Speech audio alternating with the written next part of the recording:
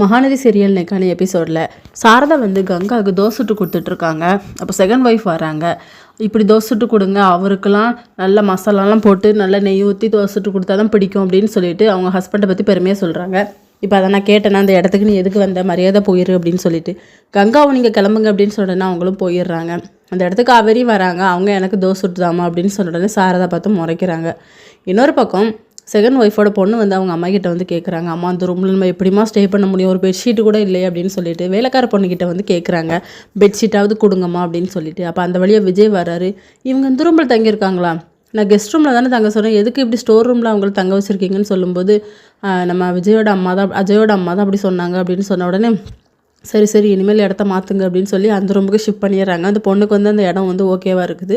அப்போ ரொம்ப தேங்க்ஸ் மாப்பிள்ளன்னு சொன்ன உடனே நீங்கள் நம்ம மாப்பிள்ளன்னு சொல்ல வேண்டிய அவசியம் கிடையாது, சும்மா தம்பின்னு சொன்னாலே போதும் அப்படின்னு சொல்லி அவங்களும் அடுத்தது தம்பின்னு தான் ரிப்பீட் பண்ணுறாங்க. இன்னொரு பக்கம் காவேரிக்கு கால்வலின்னு சொல்லிட்டு நம்ம விஜய் தான் காலை பிடிச்சி அமுக்கி விட்டுட்ருக்காரு. குழந்தை எப்போ வரும்னு எனக்கு நான் எதிர்பார்த்துட்ருக்கேன்டி அப்படின்னு சொல்லிட்டு.